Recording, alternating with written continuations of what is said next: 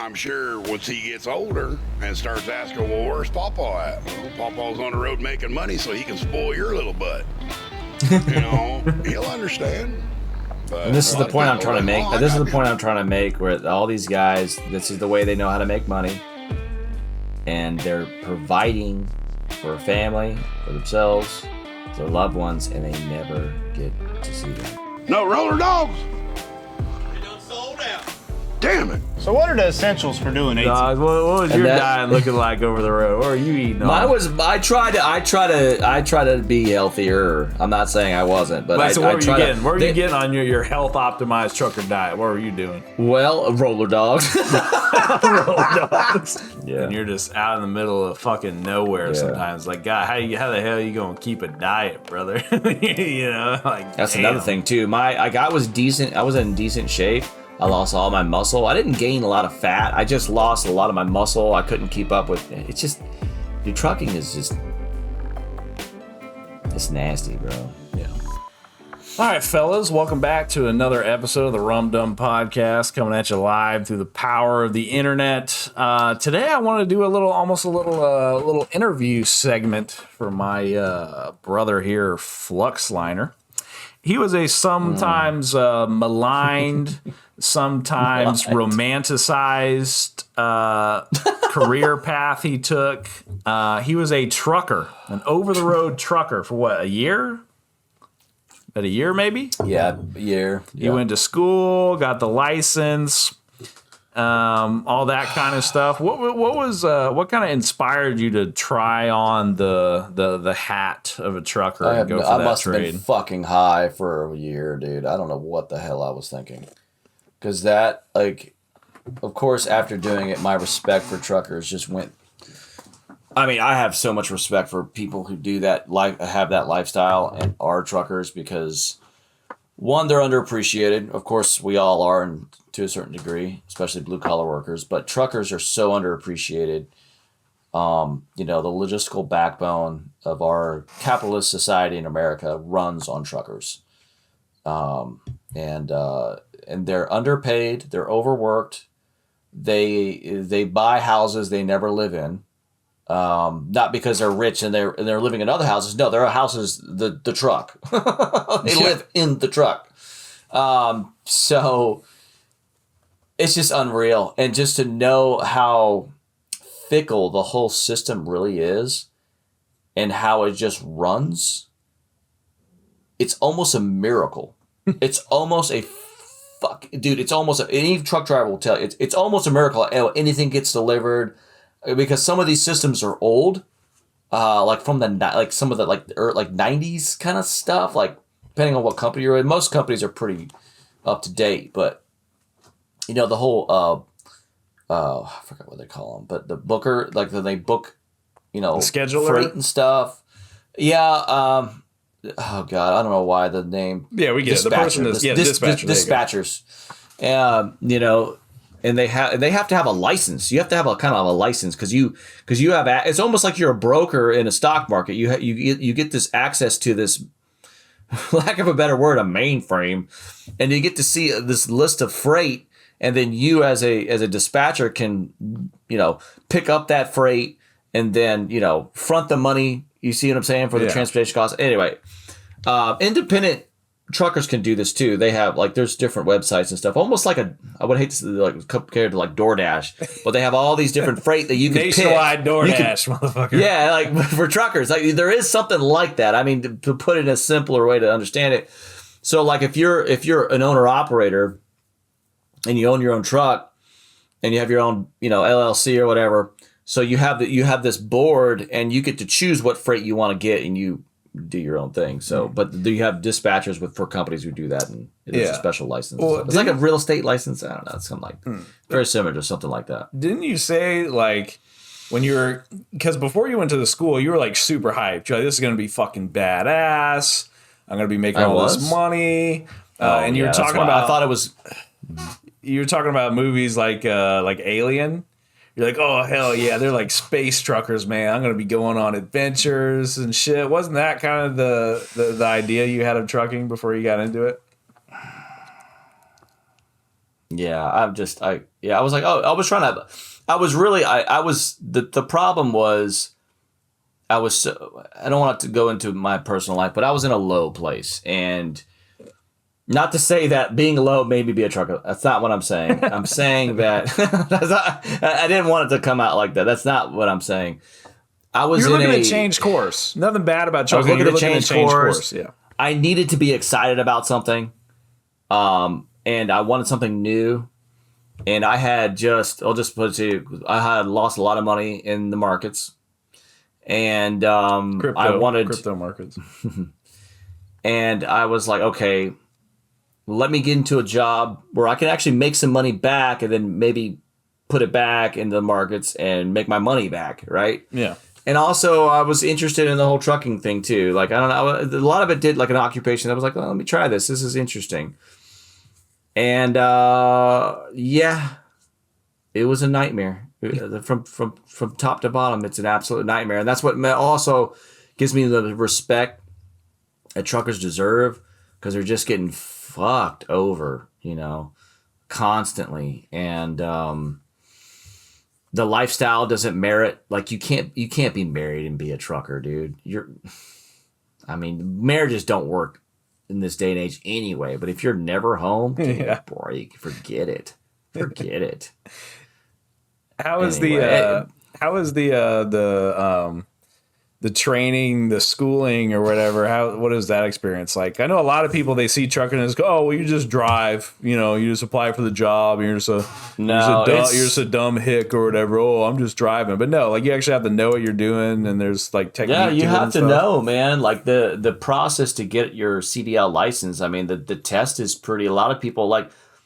I mean, like the particular school that I went to prepare you. They're very good at getting you ready, like, because they pretty much have, like, the guy who gives you the test works with them directly. You see what I'm like, works with the curriculum directly. So it's very streamlined. And there's certain, like, I mean, like getting behind a wheel of an 18-wheeler.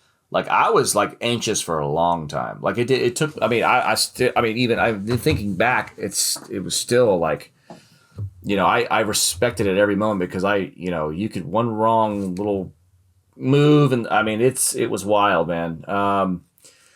So yeah, just getting used to it all. It was humbling. It was a humbling experience, and. Yeah, it's intimidating. It really was intimidating. Was it easy to pass the test? You're like, yeah, I got this shit. Whip that hoe around. No, it wasn't easy. Because I actually failed it the first time. Well, I failed it due to technicalities, not because okay, the reason why I failed was because You didn't wreck a truck or nothing. No, I didn't wreck the truck. No, it wasn't like that.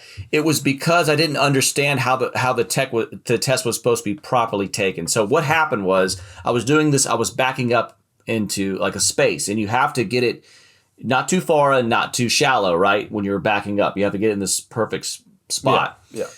And so what happened was, you can get out of the truck 3 times. And look, what happened was, before I even started my run, the instructor, or the inspector that was, evaluating me, the guy had cancer, and he still smoked. Like, the guy could not speak. Stuck in his ways. And he was 3 feet tall, tough as nails, a cigarette out of his mouth, both of his noses and his ears. Like, the guy was a chimney, right? Yeah. And you couldn't hear what he said. So the truck engines are very loud. And then, so he said something to me. And so I got out of the truck. Oh. And that counted. And I'm like, what? That was your 4th time getting I didn't know it started yet. Like, so it was really weird. And so I couldn't, and then I got out of the truck a second time, and then he said, dude, you just got out of the truck 2 times. Like, that's 2 out of 3. And I'm like, what? Like, I freaked out. Anyway, so I was able to back up, and I was like, okay, I think I got it. And I got out, bro. I was not even 3 inches away from where I was supposed to be. And I failed. Damn. Because I did, dude. Anyway, I went back and I did it, and it was fine. But it was all good. And you could take it you could take it 3 times before you have to pay. So anyway. So then after going through all that, was it like, was there a shortage of truckers, or was it like really tight? Like, was it easy to find a job? Was it difficult? It was easy to find a job. I pretty much got hired, but you still have to go through even more training whenever you get hired, because you're still new and you still haven't driven a truck across the road. You still don't know their procedures, the particular company that you work for, procedures and stuff. So there's another 2 week or a month you have to be on the road with a trainer, which was retarded. That was not. I mean, it's a good idea to do that. Don't get me wrong, but anyway, the guy that I had training me was it was a nightmare. What was that? Like, what was that first day like when you were fresh with the trainer? Walk me through that first day. What is that like? I can't even, bro. I was so traumatized. That memory is fucking just. Barely, well, at least the start of it. Maybe one of the reasons here's the thing. Well, one of the reasons why, because my first week I was sick. I had the flu, bro. I had body ache flu, and I was trying to drive this truck. I couldn't believe I survived, bro. I can't believe I survived. Like, that's how serious this was, and it was cold. So when you were sick, though, it's not like y'all are stopping at hotels or whatever. You were in the no, bed we're sleeping in the fucking trunk, bro. I mean, the truck, yeah. Trump. Yeah, so it was so bad, man. Like, that's one of the reasons why I can't remember that first week, because I was so sick. Yeah. It's just a like delirious level, it. like waking fever dreams type shit. Yeah, it was bad, man. I couldn't believe I survived. I'm not even kidding, dude. It was bad. It was probably the second sickest I've ever been in my life. The second sickest. Well, the guy you were with, was he at least, like, you know, knowledgeable and with it and all that? I mean, kinda. I had to correct. Well, there was a times, not that particular. When I came back, there was times where I had to correct. Like, he was so like. You were correcting the trainer? You were correcting the trainer? Yeah, he didn't like it, but he realized I was right. That's a very Dar maneuver. That's a very Dar maneuver. Yeah, but guess what? I was right. I was right. I had to be right, bro. If I didn't correct this guy, we were going to end up in Juarez, Mexico. That's how fucking bad this dude was. Juarez, like the games, the cartel and the Western games, call it Juarez. Yes. We were in El Paso, because it's right next to Juarez, right? Well, El Paso? Yeah. I don't know. El Paso. So it's like right on the border of Texas, right? Texas and Mexico. Okay. And we're trying to find this place, and we're heading east. And but we're alongside that highway there. Can't remember the name of the highway number. But we're right next along that highway heading east. And we are on an off ramp parallel to the main highway, and then it has, you know, your different exits and stuff. Well, you have to turn right to go to Juarez. Okay. Once you go right, you head to the gate, bro. You head to the border gate. Yeah. Okay. And you're in there, so to turn around. Oh, whoops, we took a wrong turn. Like, my fucking trainer's a fucking idiot, a Belgian fucking French idiot. Like, yeah. He's literally, it's the whole thing. He had a French accent. He was always an angry French man. Like, it was fucking crazy, bro. It was, you can't make this shit up. Anyway, so we're in this lane. He's like, turn right right now. We're going to turn around. I'm like, no, that's to Juarez, Mexico. We're not fucking going. Like, I had to scream at him. Anyway, but there was some times where I had to scream at him. And one of the reasons why I lost trust in him was because we were leaving a truck rest stop. Yeah. And it was a tighter one. And we were leaving, and then, you know, it was like 4:00 in the morning. And he was like, he was like, yeah, okay, we're clear to go. And then he kind of looked outside, because we're tight on these two different trucks. We're really close to us. I was like, are we good? And he's like, yeah. I was like, and he was like, I'll look out. Don't worry. I'll look out the passenger side, and I'll make sure you're all clear. So I trusted him. Next thing I know, I'm just going straight out, and my rearview mirror hits this other guy's rearview mirror, and it fucking destroys it. It destroys it. And we wouldn't have known. He's on the passenger side where it happened, didn't say anything, didn't do anything. And the whole time I'm like, dude, I can't even fucking trust you, bro. Like, it was bad. Like, looking back on it, I realized how fucking bad it really was. It was so bad. It was so bad. This guy was a nuisance, bro. Like, he did. How long did you have to stay with your buddy? I think almost like, a month. Yeah, 4 weeks. 2-week runs. 4 weeks. That's driving every day. It's not, you're working way more than 40 hours. It's like every day, all day, right? Yeah, you can't. I think there's a law you can't drive more than like 70 hours in a week or something like that. I can't. I'm so glad I don't fucking know that shit anymore. But dude. even when you're clocked out and not driving, whenever you're sleeping or whatever, you're still with the dude in the cab of a truck. There's no escape, even when you're clocked out. There's no escape, bro. There's no fucking escape. Like it, yeah, bro. Like this was a nightmare with this guy. Anyway, well, how was it after? How was it after you were done with your trainee phase? It was still terrible. They tried to give me a truck that smelled like that someone had defecated in. Okay, the poop truck. They try to give me the poop truck. I go like, hey, this is your new truck. I'm like, all right. So I go to the new truck. Now these trucks look decent on the outside. Yeah. I don't want to give too many details, but yeah, you're good. So we get in there. I get inside, and I'm like, "What the fuck is this?" Like, it's people shat in this thing. Truckers are gross, man. Truckers can be nasty motherfuckers. Anyway, but like the whole truck is clean, but it smells like shit. Like someone has defecated in that thing, like for years. Yeah. I'm not making this shit. Anyway, I was like, I had to come back like, I'm not taking that truck. It's disgusting. They're like, yeah, well, it was cool because my dispatcher was like, it's all good. My dispatcher, I will say this, my dispatcher, God bless his soul, he was amazing.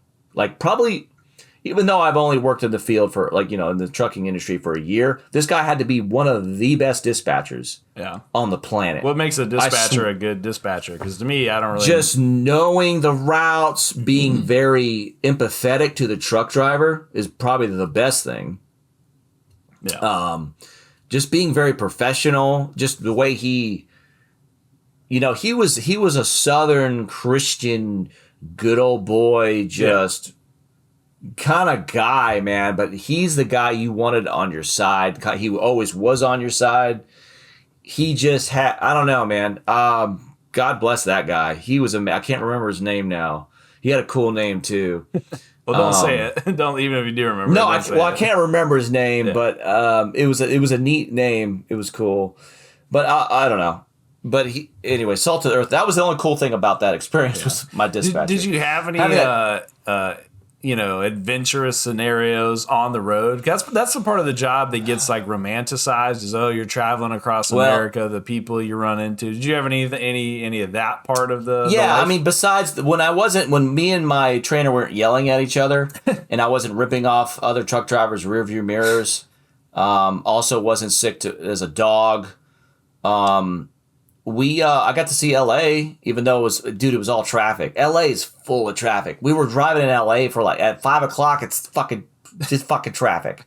It's crazy. You see any celebrities on the road?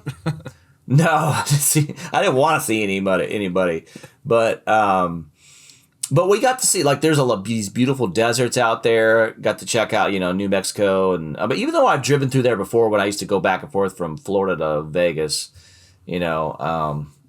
those various, adventures. But no, it was still cool. I ended up, like, when I was on my own, I went up to, I think the farthest north I went was Vermont. Yeah. Yeah, it was Boston, Massachusetts, up there. I don't know, somewhere up there. New Hampshire, maybe. New Hampshire? And I never, New Hampshire. New Hampshire. I went to Syracuse, New York. It's really pretty over there. One of the scariest things I did, I think I was in West Virginia. Oh, West Virginia was wild because there's these like big valleys, and you're driving and there's a bridge, but you look down and you just see like it's like this deep valley, and I'm just going straight down. If you fell asleep at the wheel, you're tumbling down. Yeah, you're done, bro. You're just gonna you're gonna just wish it was all a dream at that point because you're done. But it was beautiful to see. It was very ominous kind of feeling like, oh my God.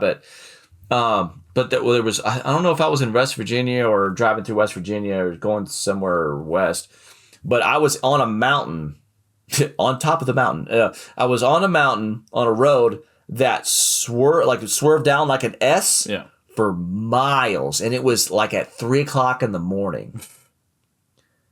That was scary. And I had only been on the road for less than a little bit over a month.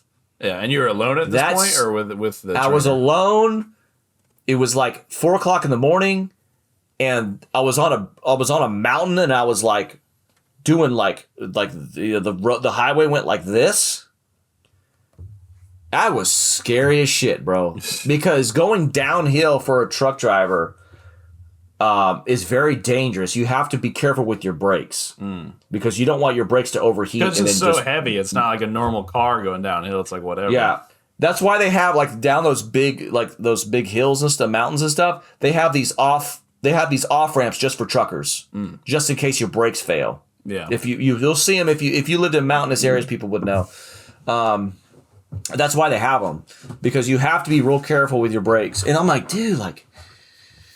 And this just blows my mind how California got away with all these illegal immigrants not even taking courses, giving them CDLs. Like, that is so dangerous, man. It's unreal how dangerous it is.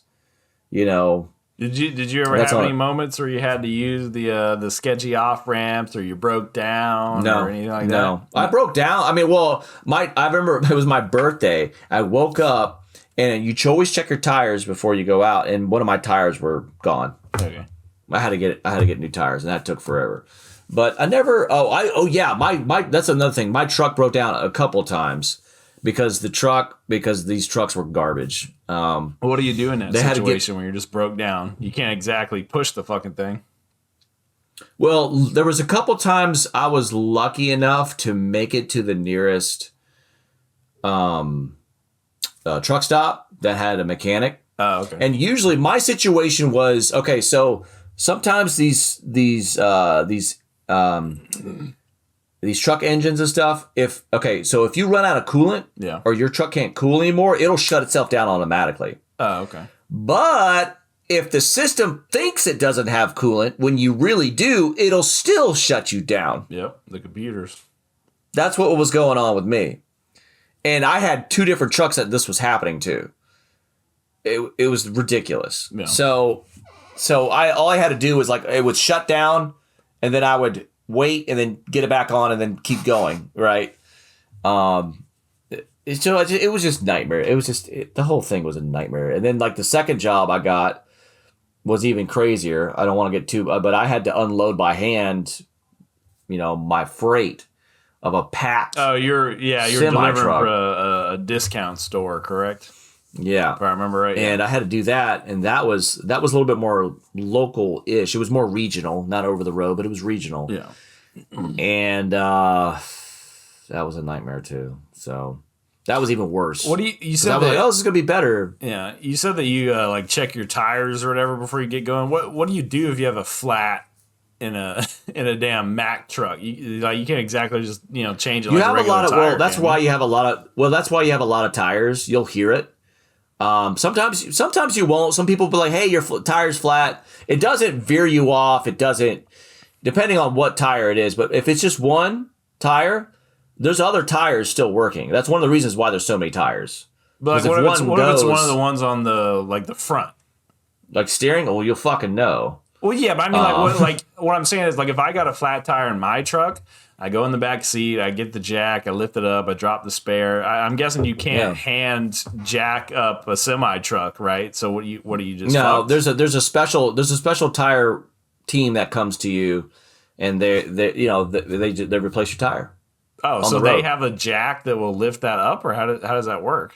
Yeah, they do. Yeah, it's not as crazy as you might think, but there's a lot of they got to use the air pressure gun to get the nuts off and stuff. Yeah.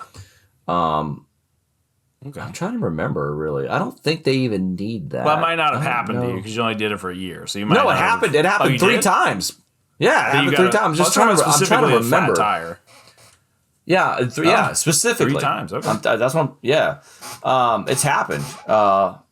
You were at the truck stop hunting down some lot lizards while they were dealing with the truck. Is that what was going on? I wish I had something like that to do. They ain't fucking shit to do.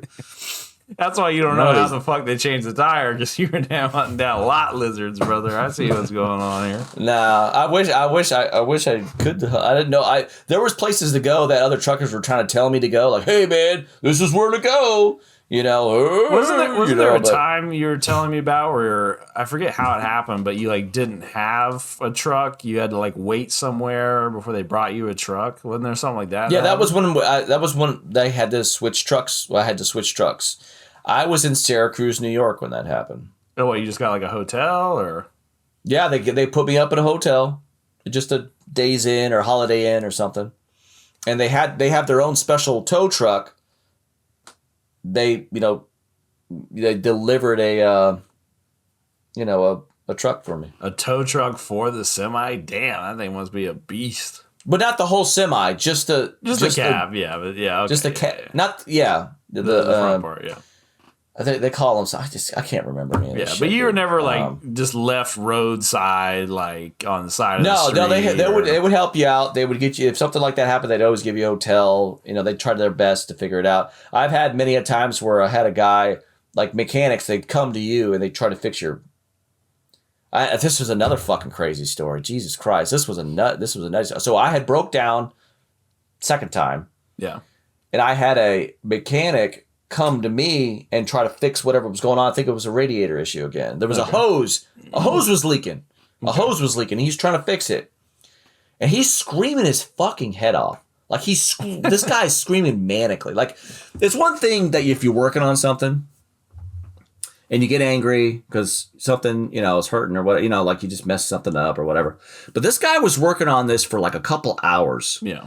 But he was screaming at the top of it. I'm like, dude, this guy's hysterical. So he wasn't like yelling like, "Oh god damn it," because he stubbed his thumb or something. It was like screaming. He was out of control. And I'm like, hey man, you need some help. Like, you need to call, like, let me call, like, he's like, no, I don't need any fucking help. No. Like, you start to yell at me and I'm like, bro, we're about to fucking go toe to toe. Like, I don't care about like the engine I get. Like, if you got to take time to fix it. But you got issues. I called his company. I was like, this guy needs help. Yeah. And guess what? They sent somebody else over, and he did need help. So it was the right call for me to call that company and get a second one of his boys. Because one of the guys came over and he calmed down. I'm like, dude, this guy was nuts, bro. I'm like, this guy's got some. He's got some issues, but anyway, I ended up figuring it out. But that was a weird day too. Dude, fuck trucking, bro. It's just gross. Just not worth it. Just not worth it. And it's unfortunate. Like, that's another thing too. The pay is garbage. Pay is garbage, man. Now, if you truck for a couple of years and then move up to tankers or maybe work for Walmart or something, that's different. UPS. But those guys, you have to be on a waiting list, and yeah, you're talking like 5 years, bro. Like, people want to work for them, so there's no shortage. Yeah, they can choose who they want, and yeah. Despite what you just said, what would you say to anybody considering doing it, considering going down that path? What would you have to say? Instead of just going full black pill and tell them no.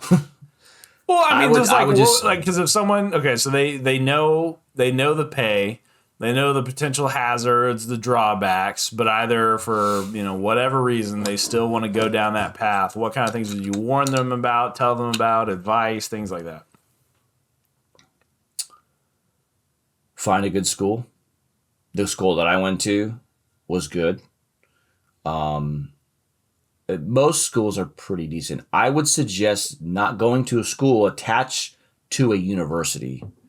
Just go to a normal trucking school. Yes, it's expensive, but it's worth it.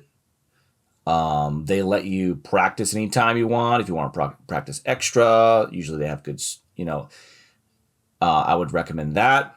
I would recommend having, because sometimes you don't know what you're going to get in. Like, there's flatbedding, which is a totally different field than your clothes. For those that don't know, instead trucks. of the big box that looks like a shipping crate or whatever on the back, it's literally just a flat bed, and you have to strap the shit to it. Right, and that's more for industrial and construction kind of stuff. Yeah. And if I was now, there's pros and cons to both. But if I was to do it again, I'd be a flatbed trucker. One, they make more money. They make more money. Two, you don't have to back into crazy ass fucking docks. You don't do crazy docking with flatbed. You just show up, and usually if there's a crane, I mean, there's probably some involved, but not the shit I had to deal with.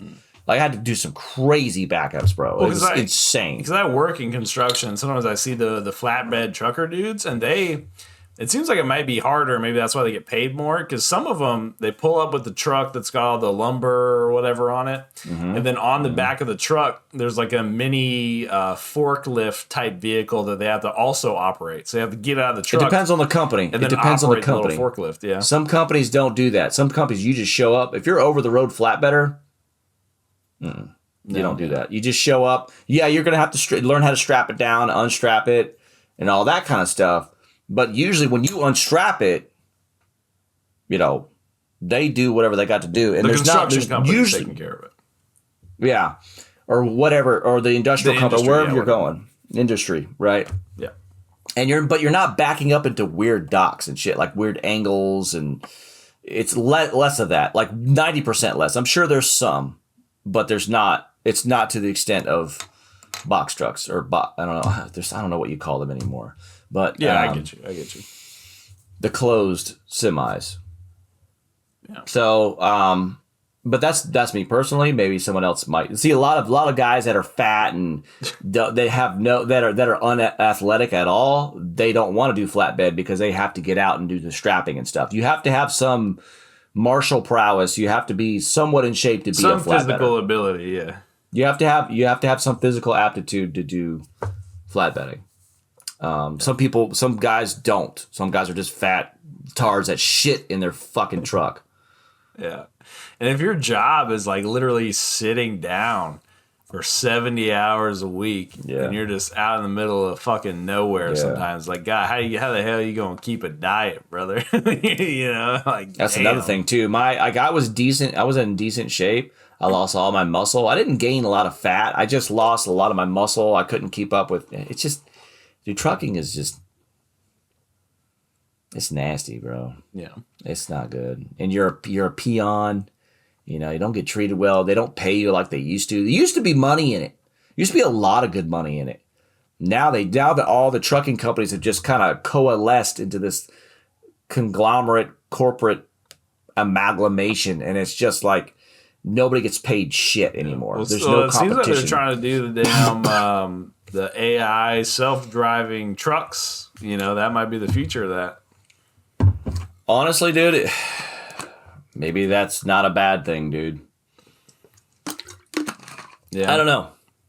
I mean, I don't like the idea of taking the jobs. It's like, damn, it seems like it just wrecks people. It really fucking does, dude. Now, like I said, if it paid better, it'd be a little different. Yeah. But anyway. Yeah. Well, do you have any thing else you'd like to add about your personal experience? Because I kind of do want to keep with the theme here and have you react to some other individuals in that trade. But yeah, do you have anything else particular you'd like to share about your own experiences first? I think that sums it up, man. It's almost hard to bring it up because I just don't. It's a part of my life I'd never want to fucking live again. It was just rough, man. But I will say that people need to respect truck drivers. They go through. I mean, yes, doctors are important in our society. They go through a lot too. They're very stressed. It's very stressful. But being a trucker is very stressful as well, and they're forgotten. Mm-hmm. So. Love you, a truck driver. Respect your truck driver. Treat him with respect. And that's what I have to say about that. Hell yeah. All right, now tell me what you think about these people here. We got some stuff for you to look at. Are you looking at the screen share? Now I am. All right, good shit, good shit. Let's hear this. This guy comes up on my TikTok all the time. I think it started happening when you started doing the trucking. I guess the bot overheard me from my phone, and this guy blew up. Some of these videos have like 14 million views. This one has 18. Oh 14.1 million views. Let's go ahead and check this out here. What would you say to the drivers that can't even do 500 miles a day? They got soft hands. Yeah. Hell yeah, they Any do. driver. You can't do more than 600-700 mile a day. You ain't an over the road driver. You're a want to be home every night driver. Me, yeah, I'd like to be home every night, but What do you think so far? What do you think so far You about gotta this be old gone timer? at least 3-4 weeks at a time Yeah, to that's accumulate rough. that money. So when you do go home, you got something to show for it. Yeah.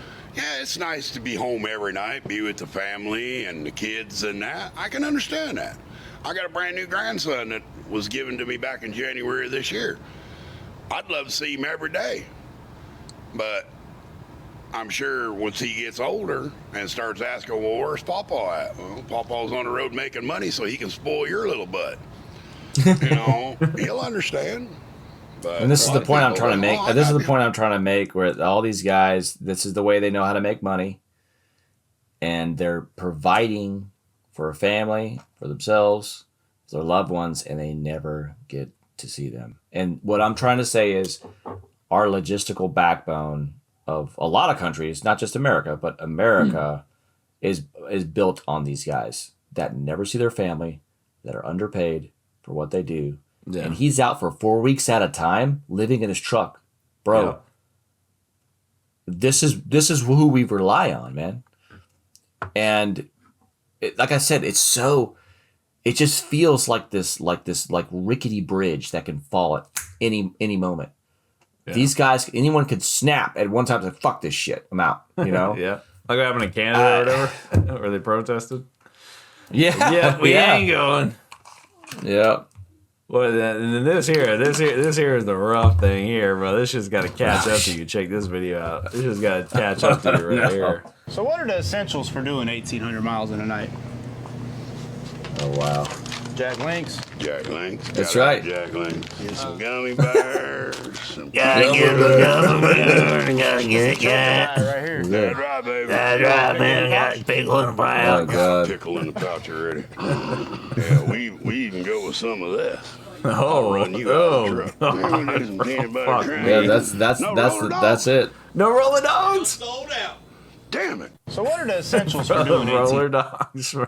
That's what it is, Eat brother. nothing but fucking roller dogs. What was And your that- diet looking like over the road? What are you eating on? Mine was. I try to be healthier. I'm not saying I wasn't, but Wait, so what I were you try getting? to. What were you getting on your health optimized trucker diet? What were you doing? Well, roller dogs. Roller dogs. Roller dogs. I like I get the peanuts. Sometimes so there's a place called Love's. I don't know if they were there, but Love's is a huge trucker stop thing, and they usually have salads. I try to at least a couple times a week have one of those salads, like chicken Caesar salads or something like that. They had Subways. I mean, I try to stay away. Actually, the funny thing is I stopped drinking coffee while I was on the road because that would have totally fucking threw me through a loop. I'm very sensitive to coffee anyway.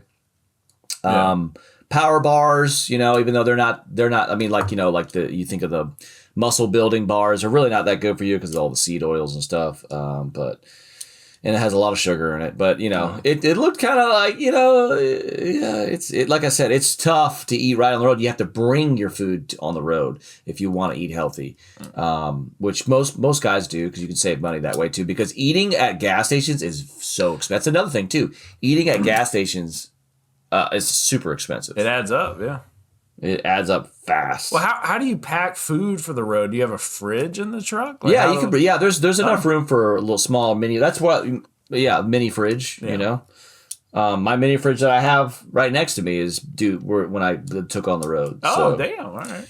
yeah. So anyway, I wonder what you had to say about this. This is another little ditty from this from Merdzik Trans, this trucking account, their little TikTok page. Have you ever heard any legends of this happening right here? Have you ever heard about this? Have you seen the black dog while driving? Yes. I was doing a run from Norfolk. Do you know what he's talking about before we get into the clip? I don't. You don't know what he's talking about? All right, let's get into it. Nebraska down to El Paso, Texas. I'd been up well over 13 hours, almost going into 14 hours straight driving. I was wore out. I'd been drinking Mountain Dew, taking no-dos. I was the only one on She the will road. fuck you up. And this great big dog run out in front of me, and I locked him up and went to the shoulder of the road, got out. There wasn't nothing there.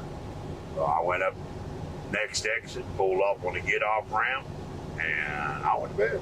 Have you seen the black You never heard about That's any, a like, beautiful ghost stick. stories or That's a anything like beautiful. That's a beautiful stick shift right there. By the way, no, really, that's a beautiful. I'll that, put it back on screen. Go back. Yeah. Have you seen the black See, dog that's his stick shift, bro. Yeah. That's Yep. what he's using to shift gears. So that's a Kenworth. I'm more than likely that's a Kenworth, a manual Kenworth. Manual Kenworths are really good. But having that said, no, more than likely. So if you don't sleep, you hallucinate. You hallucinate. He was hallucinating. Well, yeah. And so this black dog, I haven't heard about it. Like, I didn't hear rumblings about it among truckers. You know, it's not the trucker society, the trucker club. But this is a visual hallucination. Yeah, I've had times like that where I stayed up for way too long and it almost feels like you're falling asleep and dreaming, but like you're still seeing around you because your eyes are open. Like, I've definitely had that shit. So I can imagine how that is in trucking. I'm sure that shit happens. Yeah, absolutely. That's why you shouldn't, really what's funny, he's saying that he's been up for 11, 13 hours. That's actually against the law. You're not supposed to be doing that. So, well, anyway, he's a fucking not old setting a good timer. So he's probably example. around from back in the days, dude. You know what I'm saying? He's Probably. from back in the days. You know what He I'm don't saying? give a fuck. He's a fucking old timer. You know, he's a real fucking old timer, missing all his teeth. Sound like I'm having to drive 1,800 miles a day. Like, fucking, he's old school. He's fucking old school. Yep. All right, well, I want to just see a little bit of that guy, because even amongst us normies who don't do that kind of thing, Us mere mortals, spread, us mere mortals. I want to keep on theme here. Keep on theme here for the last quarter, third, or whatever of the show. Last third of the show. Okay. These do well in the algorithm. So let's read some Reddit stories. You ready to psychoanalyze some motherfuckers for some Reddit stories? Oh, I'm ready, dude. Oh, yeah. I'm ready to judge a motherfucker. All right. It will be trucker related since we're doing the evergreen topics here. Well, maybe not with AI, but we'll see where this goes. Okay, we got this thread from Reddit. Truck drivers, what's a creepy story you've got from the middle of nowhere? Before we read some people's replies, do you have any answers to this question, or was it pretty not scary for you? I think that one scary moment I was going down that mountain 2:00 in the morning. But see, most truckers do that. That's normal for them. But since I was so new, it was just it creeped me out. But just being on, like, driving around mountains and stuff, that was wild. But anyway. Let's get into the first thing here, and I hate this about Reddit when it's like, truckers, creepy stories you've got. Literally, first one, not a trucker, but all right, whatever, close enough. Road stories, close enough. Okay. Juicy Thought Tato here says, Jesus, Juicy Thought. not a truck driver, but once I was driving through the Canadian Rockies late at night and had just passed through a small town. So I'm driving through the pitch black, and I need to stop to pee and have a smoke. But because it's so dark, I missed the last rest stop for the next mile. No problem. The highway is completely deserted, so I pull to the side of the road, have my pee while staring out into the dark, and then light up a cigarette and stand by my car. As I'm standing there, I see a figure of a man just walking out of the tree line. I'm miles from civilization. Patchy cell service, and there isn't a soul on the road. I thought my eyes were playing tricks on me, and maybe it was a deer. But nope, it was a man. So I calmly walk back to the driver's door and get in, locking the doors behind me. I'm keeping an eye on this guy as I nervously smoke and have my car in drive, ready to peel out. But for some reason, I just stayed put. The guy walks right up to my passenger door and knocks on the window. I crack the window and I ask what's up. He replies to me in a very serious tone, "I need you to call the cops." I cautiously ask why, and he tells me he had gone out into the woods to kill himself, but he couldn't go through with it because he had thought of his daughters right before he was about to do it. I call the cops while the guy quietly cries outside. He had a kitchen knife that he was going to use on himself, so I stayed in the car and advised him to maybe leave the knife on the ground before the cops arrived. The cops came and got him, but before they left with him, I gave him a solid heart-to-heart and wished him well. I still think about him. I hope he was able to turn things around. Wow, what a story. That's crazy, bro. You're just out, lit up a cigarette, and some dude like, yo, I was about to just end my shit, bro, and you just happen to be there. Serendipity to the max, bro. The little angel helped them out there. Shit happens when you're out in the middle of fucking nowhere, dude. Yeah, wow. All right, here we got a real trucker here. Yeah, this guy's okay. Here. So this guy you can relate to. This you can psychoanalyze. All right, we got a real trucker here. All right, let's do it. Well, it was creepy at first. I pull into a Purdue plant, drop my empty trailer to go park where they allow bobtails to sit, right next to a nice little pond. My pickup was in 12 hours, so I do my PTI. What does that mean? I don't know what that means. 12 hours to do my. That's what I mean by to do my PTI and lay down in the box. So his PTI is just like his daily. That's what I mean. But you know what I talk about by you only like the federal. You're only allotted so many hours a week to drive. Okay. And you have to by federal law you have to log in all the hours that you drive and you sleep. Okay, so this is part of that. His mandated sleep time. Yeah. Okay. At about 3 a.m., I hear something tapping on my passenger side door. I get up, look out the window, expecting to see someone. Maybe a driver asking for a lumper check, but no one's there. Maybe I'm hearing things. So I go back to lay down. As soon as my head hits the pillow, I hear the tapping again, except this time it's on my driver's side. Same thing as before. I jump and look out my window, but nothing's there. Double lock my doors just in case and open my side hatches so I can hear what's going on outside. After about 15 minutes, I hear a very light splat, splat, splat going along the driver's side of the truck. I slowly get up, panning to look out my window at the exact moment whoever it is knocks on my door, and then I hear a thud coming from the roof of the cab. I stop, grab my tire thumper off its hook, and ready myself for whatever the hell is going on. A tire thumper, remember when I told you about checking your tires every morning? Yeah. There's a tire thumper. Instead of kicking your tires, you can have a tire thumper and you thump your tires. That's what that is. Yeah. Then a motherfucking goose falls off the top of the truck and lands on my hood. It stands up, waddles back and forth, and looks at me. As we make eye contact, the tapping at my door starts again. I say, fuck it, throw over the driver's side door, and there's another damn goose waddling away with all the speed it can manage, honking like a 5-year-old who just found the horn on his new bike. The pond I parked next to had a ton of them just dicking around. Needless to say, it was hard to sleep that night because every couple of minutes, the damn geese would peck at my door, land on the cab, and waddle around. That's not where I thought this story was going, because when you hear the knock on one door, laid his head down, knock on the other door, I figured it was a person. He goes to lay down, and then he went to the other side to check and see if anybody was in it. It was going to be some...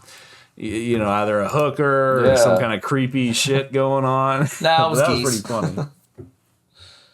That's crazy. That was pretty funny. That was pretty. That's a good little story. That was a good couple little stories here. Okay, so that was the best they could come up with. Scary stories. But let's look at some crazy stories. What do you think? What do you think about that? What do you think? Let me try to find some meat here for you to analyze. First one's not a big trucker. thing That's here. crazy. Yeah, he was just a guy that just happened to be on the road or whatever. Just a guy on the road. All right, let's see what this guy says. My great uncle was in a wheelchair when I met him. Grandma's brother at a family reunion back in Nebraska. To preface, black beauties were soft-core speed back in the 50s to 70s. Truckers would pop them and use 2 logbooks to bypass driving limits on consecutive hours operating. That's probably what our good old boy was doing last time when he was working 16 hours or whatever the fuck. Yep. Okay, because it was hard for me to read this guy. I didn't know what he was talking about. So Black Beauties is like a pill or something. Some kind of probably like no-dose some of type those shit. pills, the stackers. Yeah. So the story goes, my uncle was hauling pigs from Arkansas to Minnesota and back. Apparently, he did 3 loads in a row without stopping. Something like 45 hours straight. And after a while, you start having hallucinations. Maybe the drugs, maybe the lack of sleep, maybe the brain just goes numb. And after staring at the road for 45 hours straight. But regardless, he says he sees an elephant in the road. In the roadie. The road. Now, even he understands there's no elephant in the road. He's high on meth, but there's no way he's going to stop the truck for a hallucination. Yeah. Problem is, he wakes up 6 days later in the hospital with 3 broke vertebrae and his eyes are swollen shut, and he could just barely mumble. Newspaper headlines for Dubuque, Iowa in the summer of 52. Escaped circus elephant hit by truck. You're fucking kidding me. Apparently there was 400 dead pigs and 1 dead elephant after this man, my wheelchair-bound uncle, hit an elephant going 65 down the highway. The truck was tore up and rolled and tipped over. Steering wheel knocked out 4 teeth and shattered his orbital bones, and he never walked again. But he was still around in 92 when I met him. Uncle Ike.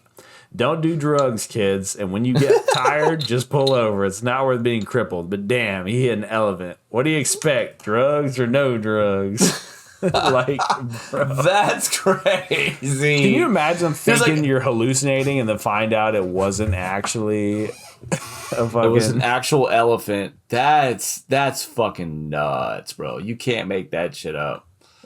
Wow. That's pretty fucking nuts. That's pretty crazy, funny. Did you ever man. have any times where you were like so fucking tired from being on the road that you started hallucinating shit? Did that ever happen to you? Well, I wasn't hallucinating, but I got to a point. There were some times where I was like fighting to stay up. That was when I was sick. Like when I was sick and I was trying to get some sleep. It was a miracle that I got. That's what I'm saying. It was a miracle I got through. Yeah. It was just an absolute miracle sometimes. But my drug of choice were those 5-hour energy drinks. Oh yeah. And I would just sip them, and that would ping me, and I would get through. But because that shit for me was like, because you like never, powerful. like you said, you're like sensitive to caffeine and shit. So you like never so do energy drinks or whatever the fuck. yeah. But the 5-hour energies, like I would drink a whole bottle at once. I just drink, I would sip on it, and that would like get me going. So that was it. Did you ever take any of the those like weird pills or whatever shit? No, Like I never. the No, acid, those would fuck me Adderall up. or whatever the No. I think they call them stackers or stingers or some shit. Well, they have Yellow a couple- jackets. They have a couple of different ones. Yeah, but Yeah. that shit always sketches me out when I'm at the gas station. I see like the blue rhino pills or whatever that's supposed to give you a heart. Yeah, right next to the kratom. right next to the kratom pills or whatever the fuck. That shit sketches me out, dude. That shit absolutely sketches me the fuck out.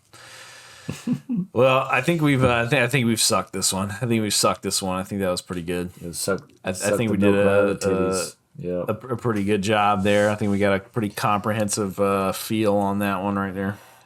Yep. Yes, sir. All right. Well, I'm gonna go ahead and sign it off unless you have any closing remarks. Nah, thank you, Rum Dummers. Like and subscribe. Check out the merch. Get behind the movement, the anti-AI movement. And we love you guys for making it this far. We salute you. The pirate ship that we're on right now, because we're officially pirates. Hell yeah, We're Rum officially Dummers. pirates. And until Sunday, we will see y'all in the next one. Deuces.